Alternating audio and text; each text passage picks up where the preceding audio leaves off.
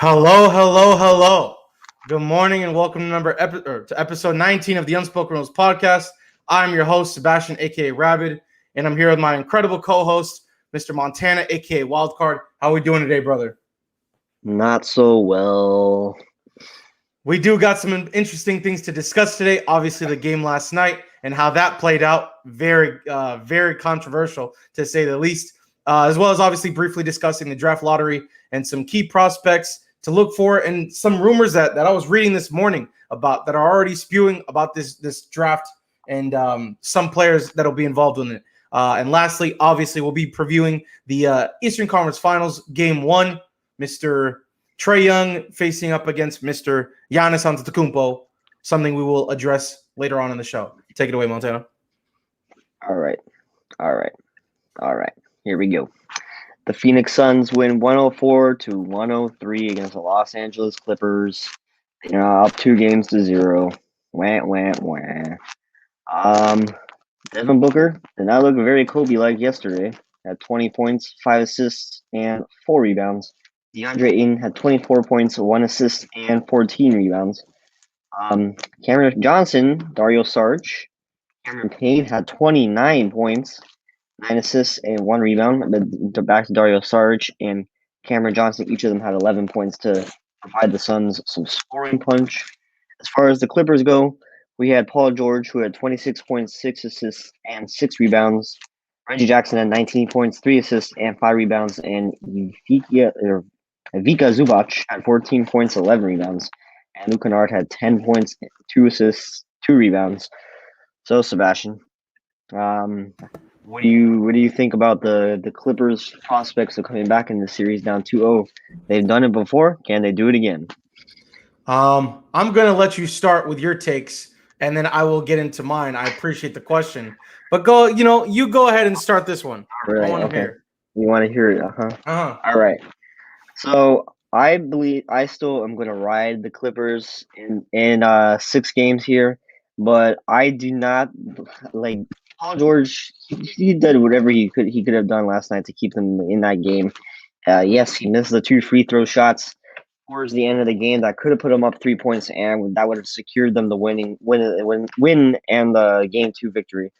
So, but besides that, he made some clutch shots towards the end of the game. I kept them in the game. So there's that. But the pandemic, he roared its ugly face in the very end of the game by missing those 2 free throw shots that he could have done so much that could have given them the Clippers the win. But the Clippers played their butts off yesterday. Again, they're still playing their hearts out. They're not going away easily. Patrick Beverly, who knew that guy would be the key to locking down Devin Booker and making him look like not a very good basketball player yesterday. But DeAndre Ayton, I'll give you the credit. He did play very well. He put the team on his back yesterday, obviously, with that dunk at the end of the game, which I still don't. Yes, you can say that, oh, it's a live basketball, blah, blah, blah. But that play should not have transpired in the first place.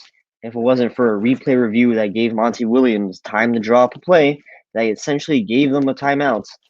But besides that, it was a good basketball game to watch. I give the Suns all the credit. They won that basketball game. Cameron Payne, I don't know where the hell this guy has come from, but 29 points yesterday. That's a big number for a player that was coming off the bench, now starting for Chris Paul.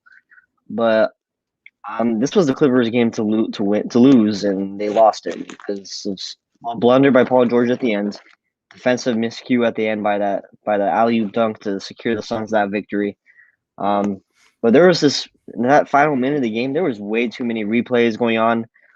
Yes, you could say, oh, but that turnover that Devin Booker had, the ball went off his hands. That would have stayed with the Suns if there was no replay. You could say that, but the Clippers were still winning by a point. But besides that, I think the replay was the problem yesterday. That has to be corrected. You can't be going to the replay review for every single little play that's happening. So there's that, and I don't know. I still think the Clippers are gonna win Game 3 and 4. I still have them winning this series in 6. I think they're the better basketball team. They just haven't shown it yet, but we'll see what happens. Sebastian. So to point about the replay thing. I think the replay thing still needs to be in effect, just not 30 minutes long worth of figuring out whether or not what went down, what's what. Like the Devin Booker thing from the first camera angle looked like it wasn't off of Devin Booker. The second one was clear cut. So if you're just gonna, you know what I'm saying, just if you see a clear cut evidence enough to overturn it, boom, there goes 5 minutes. You shave off 10, 15 minutes of trying to see two. You're only looking at two angles. There's only two angles that were showed on the TV broadcast. So you know what I'm saying? Like it's just very, very weird. And like, I don't know why it took so long to address everything. Now, towards the end of the stretch, they did have to take very long because the Los Angeles Clippers were trying to finesse and trying to cheat their way into potentially getting a shot after DeAndre Ayton got that dunk attempt to put them up 104-103. The Clippers were trying to like bring in Reggie Jackson. They were trying to bring in Luke Kennard. They were trying to bring in all their shooters to try and, pass the ball there and give them a Hail Mary heave to try and potentially win this game. Obviously, especially in cases like that, you cannot make any sort of substitutions. So they made multiple illegal substitutions, which is what Scott Foster and the crew last night were trying to figure out, because Boogie had to be on the court, Zubac had to be on the court, and Patrick Beverley had to be on the court. What they were trying to do was put Luke Kennard on the court, Reggie Jackson on the court, and I believe Terrence Mann on the court. So they had to figure out which exactly Nicholas Batum also had to be on the court.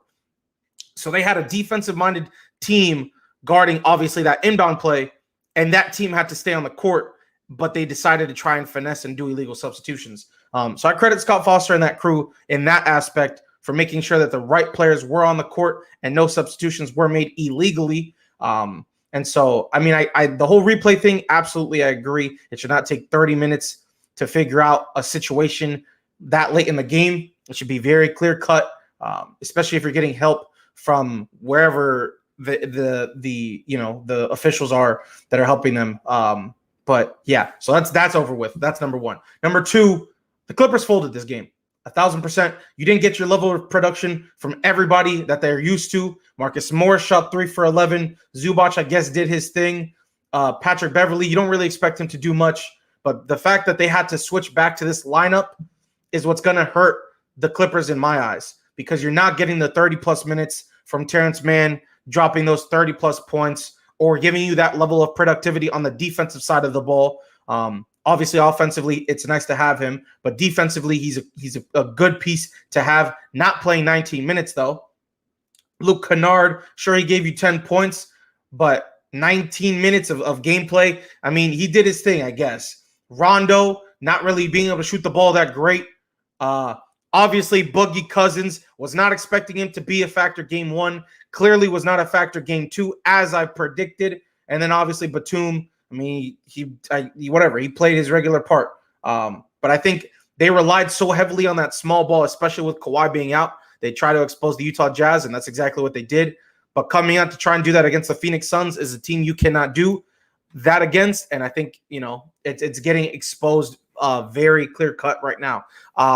Now, to credit Paul George, he played great. He played great, especially down the stretch in that little 8-2 owned personal run to bring this team back. But with 8.2 seconds left, for you to be the superstar of the team, especially with Kawhi being out, you have to close. Plain and simple. I'm not going to go on a rant. There's no need for it.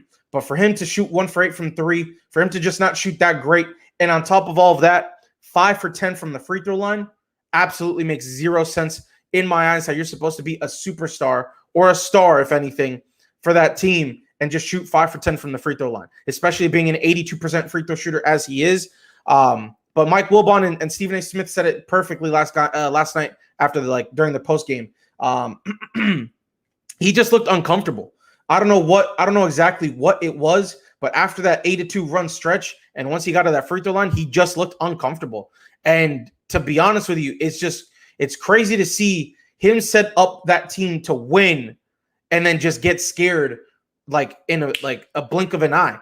And to your point that you brought up, not today, but a few episodes ago, I think it's the absolute exact opposite from the Phoenix Suns standpoint, in the sense of you said the Clippers should be, or the Suns should be scared. I think the Clippers should be scared because not only are they not performing and getting their production from their cast, but you have Cameron Payne, a backup point guard, playing at this level and this caliber in the playoffs, filling in the role for Chris Paul.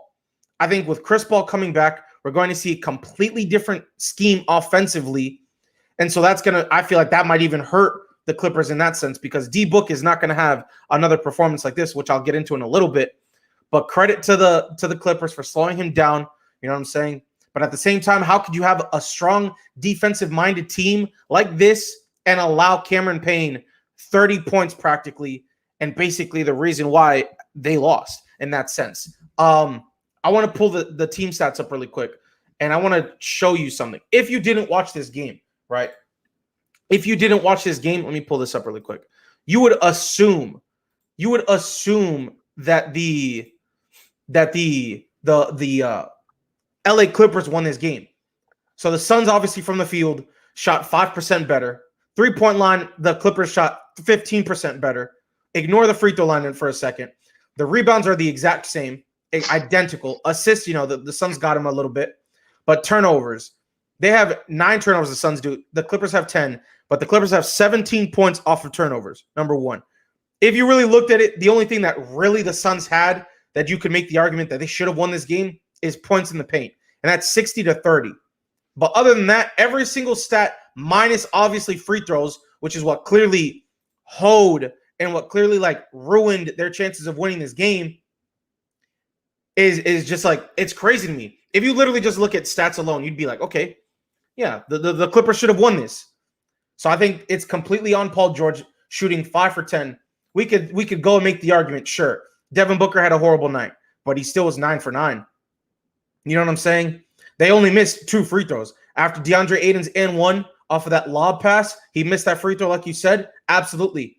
But they still won the game simply because of free throws. How do you shoot 75% as a free throw from the – it's only Paul George's fault, actually, if you look at it. How does Paul George, an 83-point or an 82% free throw shooter, shoot 5 for 10 that game? I don't know. It's absolutely beyond me. But back to what I was saying, I don't know, man. These boys really folded. It blows my mind how the Clippers really folded. Let me get into the Suns now. You know what I'm saying? Let me address this. I know you just gave me the credit now with Ayton being a hooper, but I think Ayton's going to be a big problem in this series. He's a force to be reckoned with right now. And you know what I'm saying? I don't understand the hate that this man was getting. I don't understand. It doesn't make sense, but it is what it is. Like I mentioned earlier, we're getting the level of production from Cameron Payne.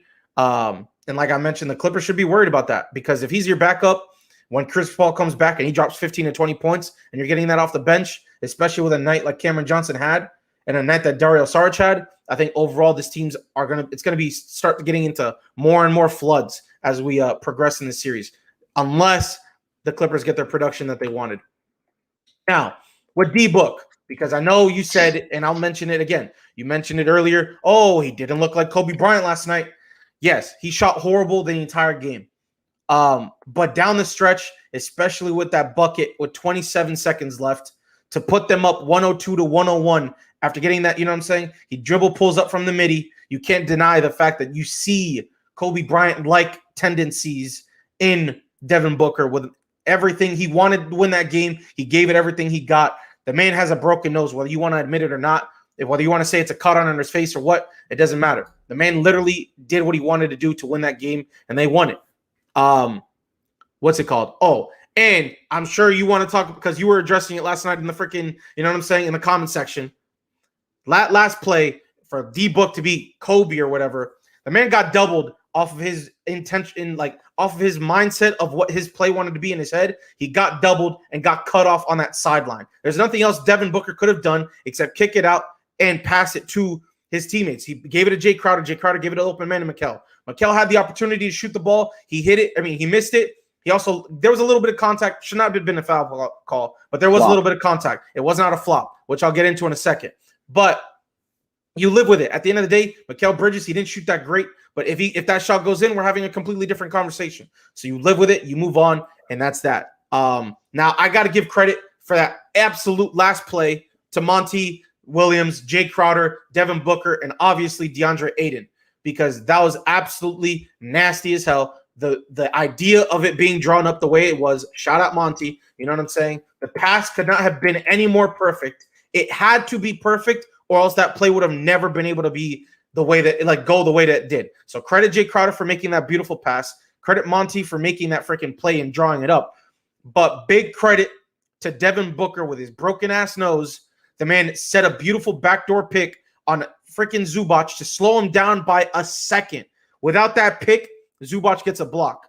But setting that pick for DeAndre to get that beautiful dunk, I loved it. It was greatly well executed. You literally that's what you want from your team. You know what I'm saying? Execution is how you win ball games down the stretch. It doesn't matter if you had a horrible first 3 quarters, because we've seen it from different teams, different games in the playoffs this year. Execution down the stretch is how you win ball games. Paul George didn't execute his 2 free throws. These boys executed that play in order to win this game. So I credit them boys absolutely 1,000%. But let's talk about this little flopping thing that you just mentioned, right? You know, I'll give Devin Booker and Patrick Beverley their little, their hats, because they played through their injuries. D-Book with his broken nose, Patrick Beverley with his scratches or it's cut, whatever, on his forehead. But down the stretch, I don't know, bro. Like, D-Book was freaking, he got into foul trouble. As you see, you don't see it right now, but he had 5 fouls, right? He got into foul trouble early. I'll give Patrick Beverley his credit for flopping a little bit and drawing those offensive fouls, and leading Devin Booker to not really get into rhythm. But for Devin Booker to have broken his nose, it may not have looked like Steve Nash, because I know you got mad when I made that comment. It may not have been bloody as Steve Nash was, but if you saw the replay, his nose literally goes like this, and I'm not doing it right now because I don't want to break my own nose, but it goes out of place, and it just looks as if it's a broken nose. So to be honest with you, I wouldn't be surprised if Devin Booker has a face mask next game. So that's just my thing on that. But Patrick Beverley, I think that man needs to get suspended. I think that man needs to be fined hundreds of thousands, not like 25,000, hundreds of thousands of dollars for the amount of flops that man has produced, not only in this series, but in the playoffs and his career as in a whole. That man literally, that needs to just be out of the game. Him and Marcus Smart either need to leave this damn NBA, or they need to be fined tremendously or suspended for crazy amounts of games, because it's getting ridiculous now. It's getting ridiculous how down the stretch with a minute left in the ball game, Devin Booker is making an aggressive drive to the paint, and he does this. Doesn't even he literally love taps Patrick Beverley's face, and this man just throws back and sits there for 30 seconds crying about it hurting his nose.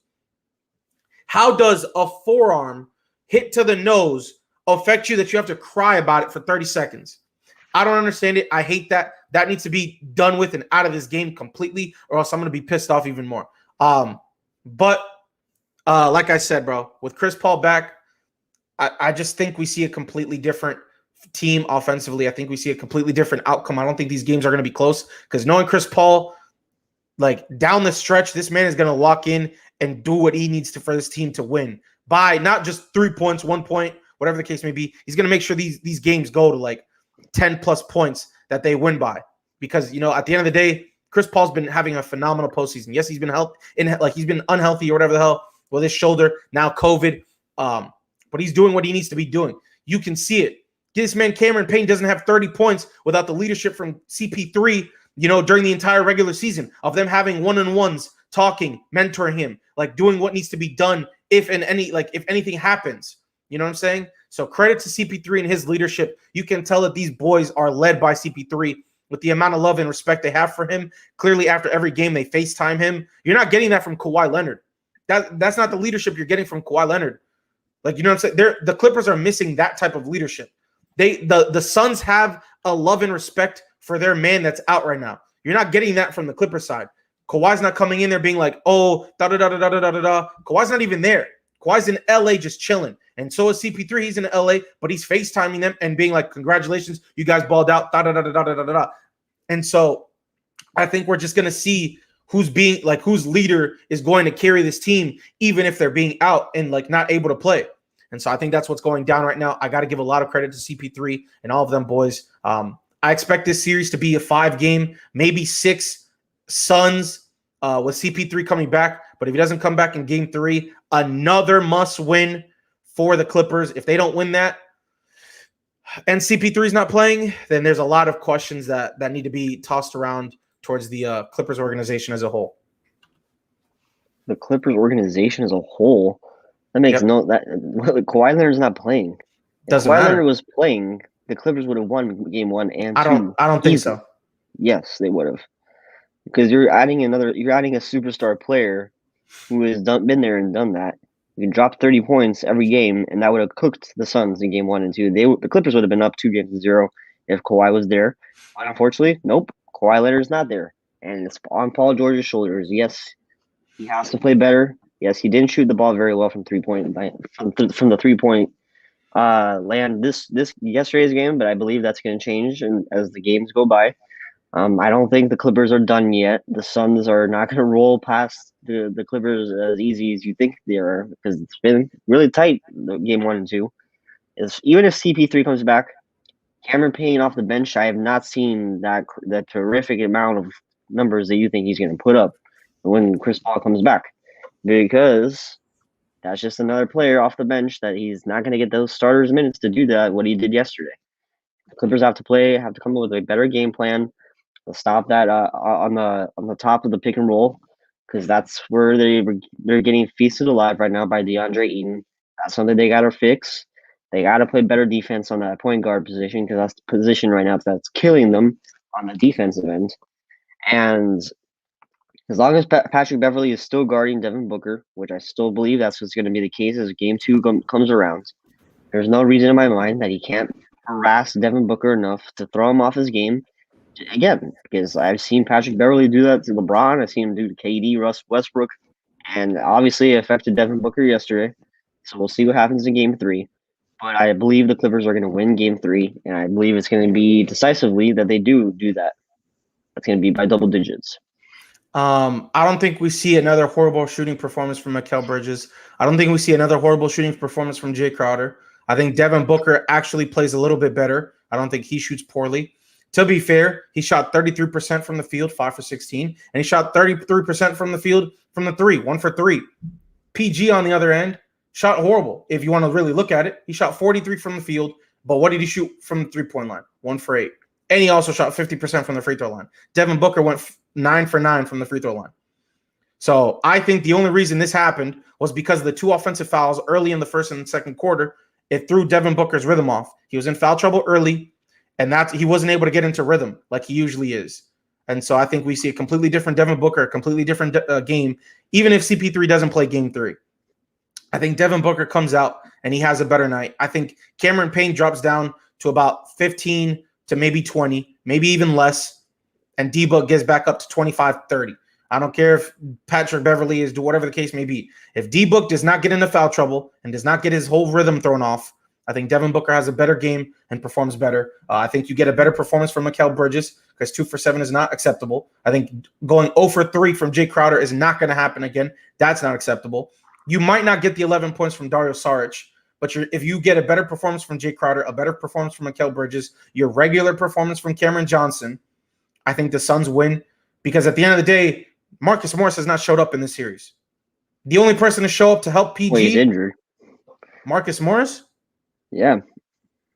It was questionable going. He got injured. He got injured halfway through game 1. You're right. At halftime, he had to get some injections in his knee. Okay, so fine. That just proves my point even more. If you're not going to get that level of productivity from Marcus Morris, 1, why is he playing? 2, the only people that have stepped up, or the only person that has stepped up, is Reggie Jackson.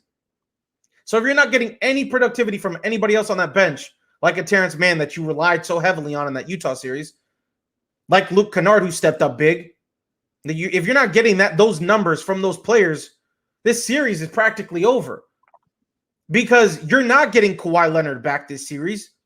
So if you're getting a guaranteed CP3 back either game 3 or game 4, you're going to get a better performance from one of the most consistent teams in the NBA and the Phoenix Suns. You're going to get a better performance. Mind you, they still won today or last night. So you're going to get a better performance from all their key role players, and they're going to win each and every game, unless Marcus Morris can step up from his little injury, or somebody else on the bench plays better and steps up. You're not getting that performance that they did in those 2 games in Utah to close that series out. You're not, and that's credit, I think, to the Phoenix Suns and their defense. It may not be that strong, but I think it's credit to their defense and obviously their offensive schemes, which is going to be completely different when CP3 comes back. So I don't see right now the Clippers doing anything to win. Like, they should have won last night, but besides that, I don't see them doing anything crazy in order to close this series out and turn it around like they did in the Utah series, like they did in the Dallas series. I think this is pretty much over. They'll maybe get a game or two. They might even tie this and go 2-2. I'll let you have it if they do that. But I still think the Suns close out in 6 or 7, if it does in fact happen. I mean, I don't see it happening one bit at all. If Terrence Mann is going to stay having 19 minutes, that's what their problem was early in that series. Him coming in and running small ball is what saved them in that Utah series. Now they have to go back to what was getting cooked in the Utah series. I don't know. Now it's going to get exposed again.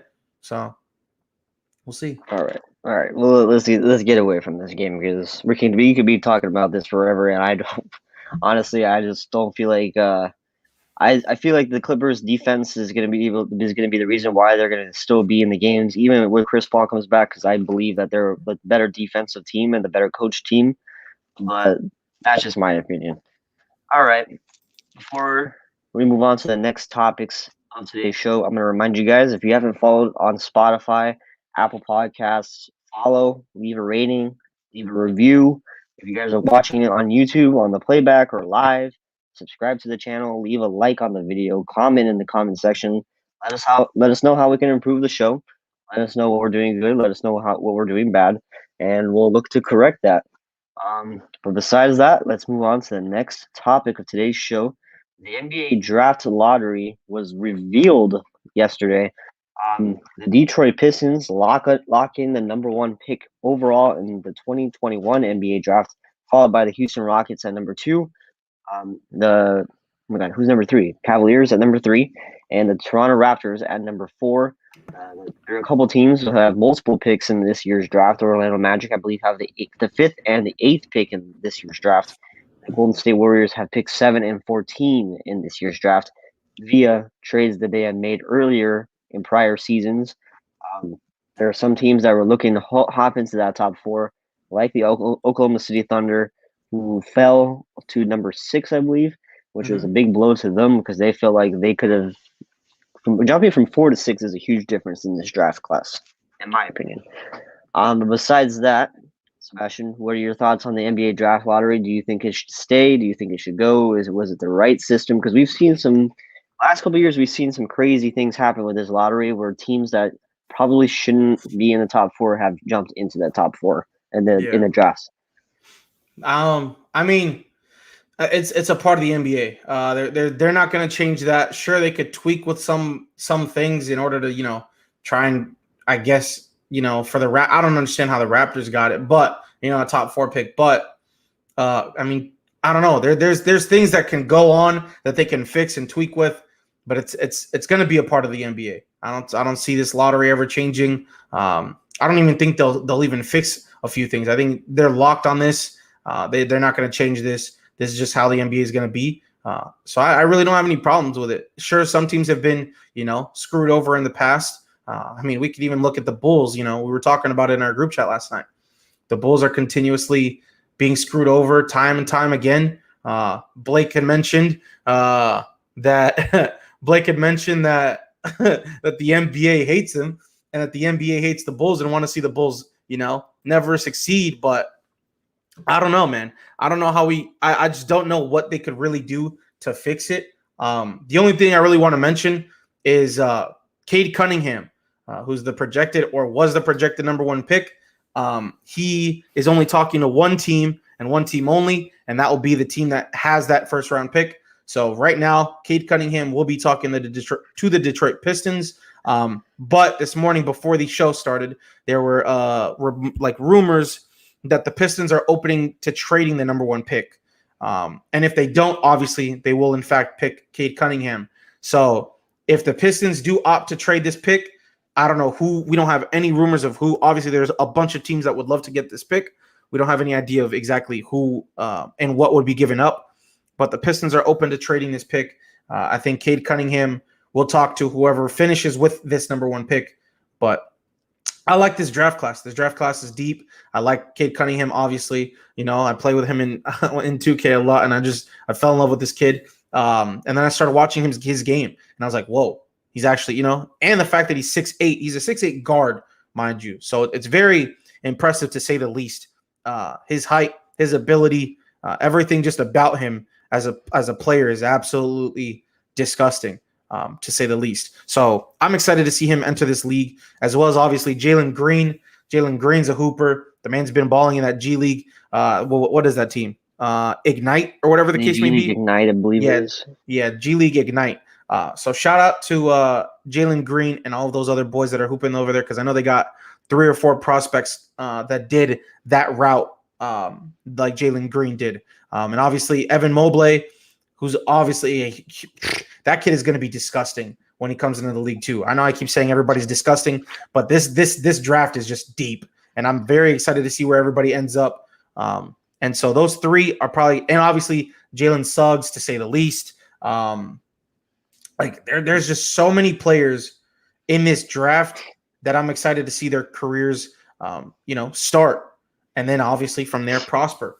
And so hopefully some of these teams or some of these players don't end up in horrible organizations and horrible situations, because honestly, it's going to just suck just seeing them like waste their career, especially if they can't do anything much with it. Like they can play great, but if they can't make a damn playoffs and prove to themselves and prove to others, if they have to come out and start out the first 5 years like Devin Booker did, be in a horrible situation, but ball out and still not get a nod once they start winning, I'm just going to feel bad.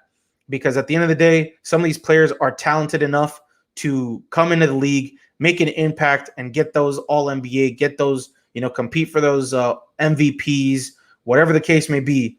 A lot of these players coming into the league now, and in the next couple of years, will be competing for those, or will be, I guess, awarded those awards individually as years come by. So again, this draft is just deep. I'm excited, and that's pretty much all I really got to say on that. I wouldn't say that the draft. I mean, yes, the draft is. I think there's only maybe about 3 or 4 players at the top of this draft that I would consider being star level players, and there may be only be 1 or 2 players that I would consider drafting at number 1, and that's Cade Cunningham and Jalen Green, because I believe Jalen Green is the real deal. The guy has uncanny scoring ability to score the basketball at will, and he's already been a seasoned G League player. He's been in that NBA environment. He knows the coaching that's going to entail as he makes that transition from G League to the NBA. He knows the type of players that he's going to be playing against. That's the benefits of having to go that route and see what it's like to be in the NBA, because you're traveling a lot. You're getting paid to play basketball too. You're getting the proper coaching from organizations that put the coaches in place to give these players the right mindset to go into the NBA and not just go from college to the NBA, where it's a huge leap. And we've seen rookies struggle to make that leap before. But I like Cade Cunningham a lot. He reminds me, in my opinion, he's a better version of what Lonzo Ball should have been. The guy is a great passer. He's a great defender. He can shoot the ball consistently. Do I see him as being an MVP caliber player? I don't know if I necessarily see that as that type of a player that the Pistons are going to be getting. They're going to be getting a solid number 1 pick. But I don't see him being an MVP type player. I'm not sure if I see anyone in this draft being MVP type players. But of course, I could always be wrong, and there could always be someone that pops up randomly later in that draft that becomes a superstar level player. But besides that, there's a lot of picks in this draft going to a bunch of different teams. There's going to be a lot of movement going on, I believe. I think we're going to see teams maybe like the Warriors package the 7-14 pick and look to get a superstar level player. What other teams do you think Sebastian could see making leaps, and maybe leaps into the top 5 or dropping out of the top 5 for established players?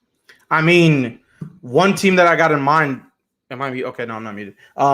Is the Oklahoma City Thunder. They have 3 first-round picks in this draft, and so I think if anything, they'll package up those later picks, which whatever. I think they're like what 16, 18. I don't even know if we know those right, but those picks, whatever they have, I think they'll package those up. Maybe even what the 6th pick they have, they'll package that up and try and even trade up for a top 4 pick, or they'll try and trade up to a higher, maybe even another lottery with those 2 other picks that they have late in the first round. And so, I mean, that the Thunder, look, at the end of the day, sure, Kemba's there, I guess, but I don't think Kemba's going to start next year in a Thunder's uniform. I think Kemba's going to end up somewhere else in a trade package of some sort. And we'll see, bro. We'll definitely see. I'm excited for this freaking thing because I know a lot of teams are going to move. Even the Knicks could be nice, moving up too, now that I'm looking at it. The Knicks moving up, they got 2 in the first round. Shoot, the Rockets got 3. What the hell? Am I tripping? What am I seeing here? Rockets have. I mean, they've made a lot of trades. Yeah. When they James Harden and Westbrook. That's true. Yeah. I'm just mind blown. But yeah, so I mean, shoot, maybe even the Rockets trade up. There are a lot of opportunities for a lot of teams to trade up right now that I'm seeing, and it's just crazy. Now with Golden State, it's very unfortunate because I really wanted Golden State to somehow, some way get a higher pick. The 14th pick I was not expecting. I mean, I guess we all expected that, but it would have been nice if that was a bit higher. That 7th pick would have been way much nicer if it was in the top 4 or 5 or 6, like that area. Well, they would have lost the pick if the Timberwolves would have landed inside the top 3. So in the top 3. So yeah, that's right. So like 4 is 4. If it was like 4, 5, or 6, that would have been beautiful. But yeah, top 3. Nah, I didn't hope that the Warriors would get a top 3. It was more so like a 4 or 5. I don't like how it's 7. I don't like how that pick is 7, but I'm not really a Warriors fan, so I was just for my boy Money Trees, you know what I'm saying? But yeah, I don't know. The Magic could even do a move with 5 and 8 that they got. That was huge. I was absolutely shocked that the Bulls pick was the 8th pick. I don't know if you were like shocked or whatever, but it just blows my mind how the Bulls time and time again just get absolutely destroyed by the lottery. Like it just blows me because, bro, I just don't understand. Like I think they got the 4th last year, and then before that it was like the 6th or some crap. Like it was just, bro, how they get Chicago curse, man. Like, I don't understand since Michael Jordan left. I don't understand what curse that they have on them, but it's just very unfortunate. I feel bad for Chicago fans. But I mean, yeah, I mean, there's just so many teams with multiple first-round picks that I can see potentially, moving up, but we'll just have to wait until the day comes and we do see deals. All right. I believe that's going to be it for the draft lottery discussion. So, as we move on from that, we are now going to move on to the Eastern Conference Finals. The Atlanta Hawks and the Milwaukee Bucks get ready to tip off Game 1 tonight at 8:30 Eastern Time on TNT.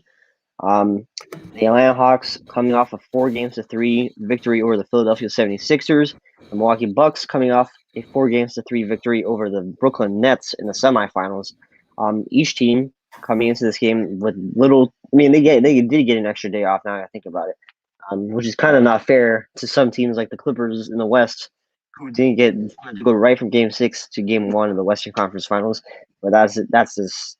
I mean, that's what it is. The NBA has a condensed schedule this year. Got to get this thing done before the Olympics. That extra day off is probably going to help Atlanta and Milwaukee recover a little bit and get ready for this Eastern Conference Finals.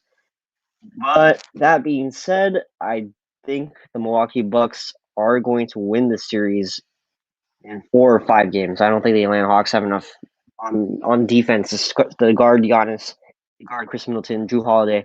I believe the Milwaukee Bucks have a lot of shooting that the Atlanta Hawks are not going to be able to keep up with. This is going to be Milwaukee's easiest test as they get ready to go to the East, as they get ready to go to the NBA Finals and play either the Phoenix Suns or the Los Angeles Clippers. But besides that, I think Giannis is going to be somewhere around 35 points a game. Chris Middleton is going to be somewhere around 30 points a game. They're on a mission. The Milwaukee Bucks are on a mission to prove to the world that they're going to be the next NBA champions and be a perennial dynasty for years to come, because I believe they have the potential to do that.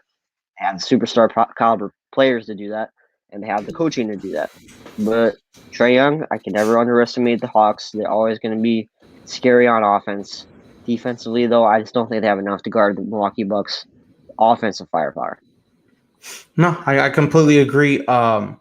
Defensively, the Hawks are going to be very, very tested, especially with the way that Giannis has been performing, especially the way, I mean, Chris Middleton was inconsistent in that series, but down the stretch in the latter of the games, he did step up when they needed him to. So defensively, I don't know who's going to stop Giannis, or at least try and slow down. I got no idea. Chris Middleton maybe could be slowed down by Bogdan, but even then, God knows what. Is he even healthy right now? No, I don't think so. So that's why I'm like, I don't know, because who else is going to guard Chris Middleton? Kevin Huerter, okay, and for that, Chris Middleton drops 45 a game. But that's beside the point. I think the Hawks have impressed and showed the world that they're potentially, a player away from competing for a title. But because of the ill will and the hate and the despise towards the Milwaukee Bucks, as well as obviously the 76ers. So shout out to the Hawks for taking them out. I'm going to, go against the entire world and say the Hawks will win this somehow, some way in 6 games. I think their offensive unit will be, great. Trae Young just has to play each and every game hard. If not, then obviously this will be over in 4 or 5.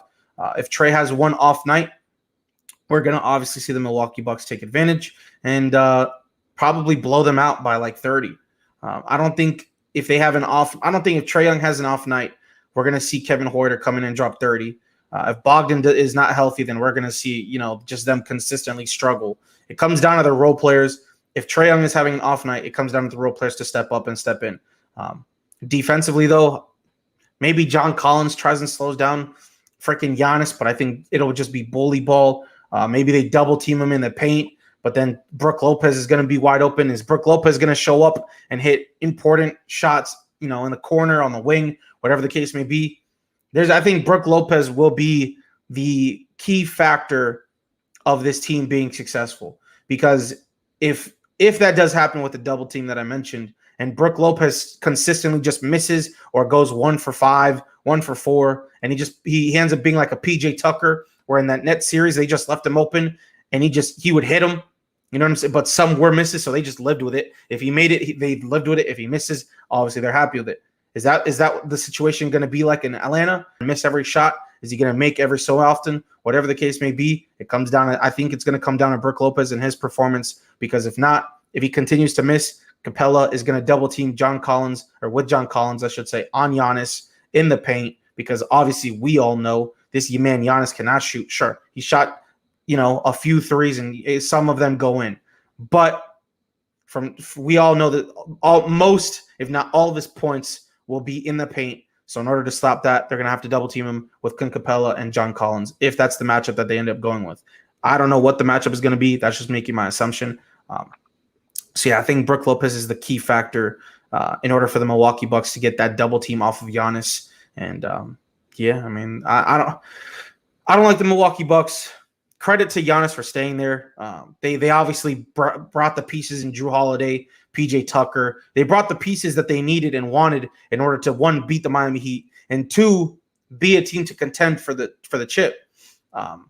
Obviously, with injuries aside, I think they don't make it this far, but they got lucky with the injuries, so they're moving on. Credit to them. They took advantage, and that's pretty much that. I mean, there's nothing else to it. I just don't want the Milwaukee Bucks to win. I don't want them to go to the NBA Finals. I would prefer to see 2 young teams like the Suns and the Atlanta Hawks face up, match Bucks up. Are a young team. Huh? The Bucks are a young team. I guess. What? I guess. Giannis is not 30 years old. Yeah, but he's like, what, 25, 26? That's not old. I know, but compare that to Trae Young and the crew that they have over there in Atlanta. That's by a year or 2. So, yeah. But fine. I mean, Jrue Holiday is what? 30-something. PJ Tucker's 33. Brook Lopez is up there. Chris Middleton's 28. And so, the only young piece is really Giannis if we're going to be serious. But sure, fine. I still would prefer to see the youngsters take over the league and go to the NBA Finals and face up against each other. So I got Phoenix Suns, Atlanta Hawks, NBA Finals. Lock it in right now. I got the Milwaukee Bucks in 4 or 5 games. I think it's going to be I think it's gonna be Milwaukee coming out of the Eastern Conference. They're at home. They cannot be beat at home. The Milwaukee Bucks are one of the best home teams in basketball. They cook opponents at home. The Brooklyn Nets had stood no chance when they played in Milwaukee, except for that one game in Game 3 where they had that game in their hands but blew it at the end. Besides that, the Milwaukee Bucks are a tough home team, and I believe they're going to win Game 1 and 2, and I believe they're going to steal at least one on the road because they're that good of a basketball team, and they'll win in Game 5. I believe they win the series in 5 games because they're going to – I think this is my pick right here to win the NBA Finals is the Milwaukee Bucks. They have everything they need this year to do it, and I believe they're going to do it. I think this is Giannis's time to show the world, to show the NBA that he is a real basketball player, that he is going to be the next player that starts a dynasty here in Milwaukee because they have all the necessary components to do it, and defensively they're the better team than the Atlanta Hawks. I believe they're going to win the series in 5 games. So book it, Milwaukee Bucks, 5 games over the Atlanta Hawks. They're going to win. They're going to win the East, and they're going to win the NBA Finals. I'm calling it right here on today's show. As much as I hate them, they're going to win the NBA Finals. So unbiased, I think the Milwaukee Bucks, I'll agree, win in 5. Biased because I absolutely hate them. I got Atlanta Hawks in 6. NBA Finals, unbiased. Suns beat whoever the hell comes out of the East in 6. Even if they play the Milwaukee Bucks, I think the Suns defensively are a better team. I think we've seen it time and time again. Jay Crowder will in fact slow down Giannis like he has with the other key big, matchups that he's had to deal with. When Jay Crowder slows Giannis down, we've obviously already seen it last year. Yes, it's a completely different year, but Jay Crowder's also on a completely different team. And so I think Jay Crowder already knows and has Giannis's number. And so I think Jay Crowder will slow Giannis down. That'll be their big problem. And then Mikal Bridges, I don't know where he's horrible defensively. This guy, Mikal Bridges, is absolutely dog water. I don't know where that came from. But Mikal Bridges this entire year, not even this entire year, his entire career so far in the NBA has been him being the defensive-minded player that he is and sit in the corner and spot up and bang shots that he needs to. He's a huge impact defensively as well as Jay Crowder for this team. And so I think Mikal Bridges will be taking on that role of guarding Chris Middleton. Do I still think Chris Middleton drops 30? Sure. But I think it's going to be hard 30 points that he's going to have to score. My comparison to that series will be LeBron Kawhi NBA Finals when LeBron had to score, hit 30 plus in those series. And every time Kawhi came on the court, LeBron would be like, oh, God damn, because he knew each and every point he would have to grit and grind and get those buckets that needed to be done. So I think that's going to be the matchup. I think Mikal Bridges will be that annoying factor to Chris Middleton. And I think Chris will do his thing. He'll still get his points, but I think Mikal Bridges will make a huge impact on his game and try and slow him down as much as he possibly can, as well as obviously Jay Crowder with Giannis. So I think I called the Suns before the play-in. I made my little bracket. I had Suns Nets, obviously. But yeah, I think now that the Nets are out, I think the Suns win in 6, whoever comes out of the East. Alrighty. So there's our predictions for the Eastern Conference Finals and for even the NBA Finals. We haven't got to that point yet, but I already called the Bucks to win the championship, but we'll see who comes out of the West, and maybe I'll change my mind as the days go on. But besides that, I think that's going to be it for today's show of Unspoken Rules number 19. We're about to hit episode 20 tomorrow. Crazy to think that we've already done almost 20 episodes of this show. We're having fun doing it. We look forward to growing this podcast out even more, but we need you guys' support to do that. So if you guys haven't already, follow on Spotify, Apple Podcasts, wherever you guys listen to your audio. Leave a rating, leave a review, drop a follow, download the episodes.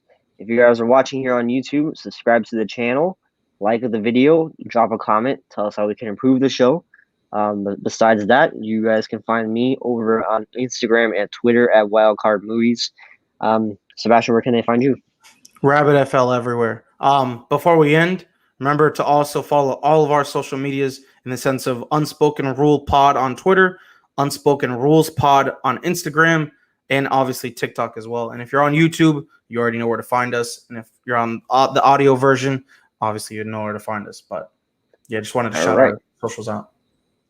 Good shout out. So, besides that, that's going to be it for today's show. This is Montana, Unspoken Montana, signing off today's show. I will see you guys tomorrow, and hopefully Blake will be returning.